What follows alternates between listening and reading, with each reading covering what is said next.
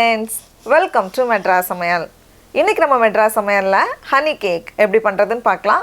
நான் காலேஜ் படிக்கிறப்போ ஹாஸ்டல்ல ஒருத்தங்க பர்த்டேக்கும் கேக் தருவாங்க. அதுல எப்பயாச்சும் honey cake தருவாங்க. இந்த honey cake தரப்போ எங்க ஹாஸ்டல்லே எல்லாரும் அடிச்சு பிடிச்சு சாப்பிடுவோம். அவ்ளோ ஃபேன்ஸ் இந்த கேக்குக்கு. இந்த கேக் எப்படி பண்றதுன்னு பார்க்கலாம். அதுக்கு ஒரு மிக்சிங் பவுல்ல ஒரு முட்டையை நல்லா பீட் பண்ணிக்கோங்க.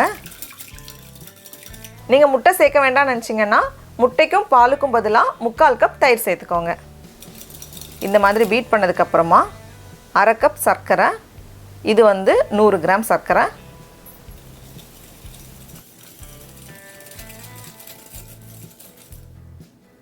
கூடவே 1/2 கப் எண்ணெய், நான் சன்ஃப்ளவர் எண்ணெய் எடுத்திருக்கேன்.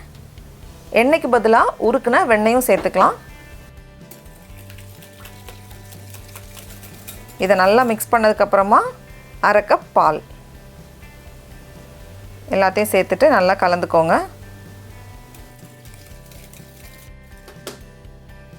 கூடவே வாசனைக்காக 1 டீஸ்பூன் வெண்ணிலா எக்ஸ்ட்ராக்ட் எல்லாம் கலந்ததுக்கப்புறமா இதில் நம்ம மாவு பொருட்கள்லாம் சேர்க்கலாம். 1/2 கப் மைதா மாவு, இது கிட்டத்தட்ட 200 கிராம். ஒரு சல்லடையில் சேர்த்துக்கோங்க.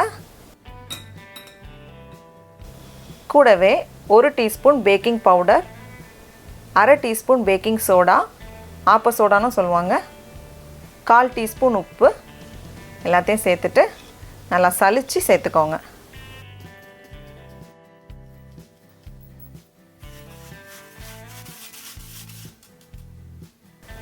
நல்லா கலந்து வச்சிடலாம், எந்தவித கட்டியும் இல்லாத மாதிரி. பாருங்க, இந்த மாதிரி.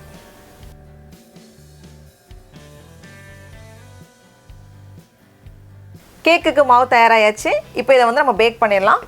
அதுக்கு நான் இன்றைக்கி 7 இன்ச் பேக்கிங் பேன் எடுத்திருக்கேன். இதோட ஓரங்களை வெண்ணெய் வச்சு தடவிட்டு உள்ளே ஒரு பட்டர் பேப்பர் வச்சிடலாம். இப்போ கேக் மாவு உள்ளே சேர்த்துருங்க. எல்லாத்தையும் சேர்த்துடலாம். இப்போ இதை நம்ம அவனில் வச்சிடலாம். அவனை 350 டிகிரி ஃபாரன்ஹீட்க்கு நம்ம ப்ரீஹீட் பண்ணிவிட்டு இதை உள்ளே வைக்கணும். அதே மாதிரி இதை நம்ம குக்கர்லேயும் பண்ணலாம். நம்ம ஏற்கனவே 2 கேக் குக்கரில் பண்ணியிருக்கோம், எக்லெஸ் சாக்லேட் கேக்கும் ஸ்பாஞ்ச் கேக்கும். அதே மாதிரி தான் குக்கரில் கீழே உப்பு சேர்த்துட்டு மேலே ஸ்டாண்ட் வச்சுட்டு மூடி வச்சுட்டு பேக் பண்ணணும். உள்ளே வச்சுட்டு வந்துடலாம்.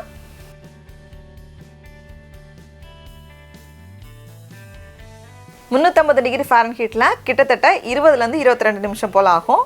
இது ரெடி ஆகிடுச்சான்னு பார்க்குறதுக்கு ஒரு குச்சி வச்சு பார்த்திங்கன்னா அது ஒட்டாமல் நீட்டாக வரணும். அப்படி வந்துடுச்சுன்னா ரெடி ஆகிடுச்சுன்னு அர்த்தம். இப்போ எல்லா பக்கமும் ஒரு குச்சி வச்சு ஓட்டை போட்டு வச்சுக்கோங்க. அடுத்தது நம்ம கேக் மேலே சேர்க்குறதுக்கு ஹனி சிரப் தயார் பண்ணி வச்சிடலாம். அதுக்கு ஒரு பேனில் 2 டேபிள் ஸ்பூன் தேன், கூடவே கொஞ்சமாக தண்ணி சேர்த்து இது ஒரு கொதி வரட்டும். இந்த மாதிரி கொதித்ததும் ஸ்டவ் ஆஃப் பண்ணிவிட்டு இதை அப்படியே கேக் மேலே சேர்த்துற வேண்டியது தான்.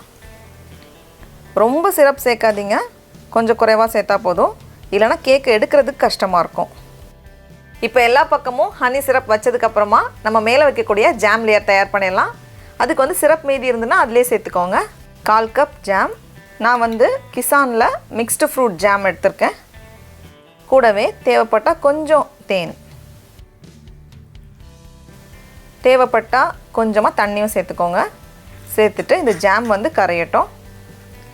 இந்த மாதிரி கரைஞ்சதுக்கப்புறமா இதை எடுத்து நம்ம கேக் மேலே சேர்த்துற வேண்டியது தான். ஜாம் கொஞ்சம் தண்ணி மாதிரி இருந்துச்சுன்னா மேலே அப்ளை பண்ணுறதுக்கு ஈஸியாக இருக்கும். கொஞ்சம் நேரத்தில் கெட்டியாயிரும். கெட்டியானதுக்கப்புறமா ஒரு ஸ்பேட்சுலா வச்சு சமப்படுத்திக்கோங்க. ஜாம் சேர்த்ததுக்கப்புறமா மேலே தேங்காய் சேர்த்துடலாம். டெசிகேட்டட் கோகனட்னா அப்படியே சேர்த்துக்கலாம். ஃப்ரெஷ்ஷான தேங்காய்னா லைட்டாக வறுத்துட்டு சேர்க்கணும். அதனால ஒரு பேனில் 1/2 கப் துருவின தேங்காய், இதோட ஈரப்பதம் போகிறது வரைக்கும் லைட்டாக வறுத்துக்கோங்க.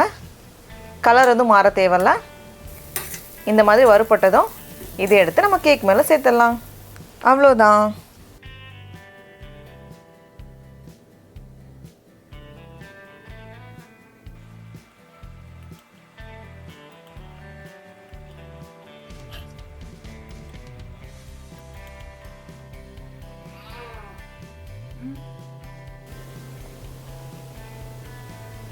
டடா, நம்மளோட சுவையான ஹனி கேக் தயாராகியாச்சு. இதை இப்போ நம்ம டேஸ்ட் பண்ணி பார்ப்போம். ரொம்ப நல்லா சாஃப்டாக இருக்குது. ரொம்ப ரொம்ப நல்லாயிருக்கு. வாயில் போட்டதும் அப்படியே கரைஞ்சி போயிடுது. நீங்களும் இந்த லீவுக்கு கண்டிப்பாக ஹனி கேக்கை ட்ரை பண்ணி பாருங்கள். உங்களுக்கு இந்த வீடியோ பிடிச்சிருந்துச்சுன்னா மெட்ராஸ் சமையலுக்கு சப்ஸ்கிரைப் பண்ணுங்கள். நாவின் சுவை எறும்புகள் மலரட்டும்.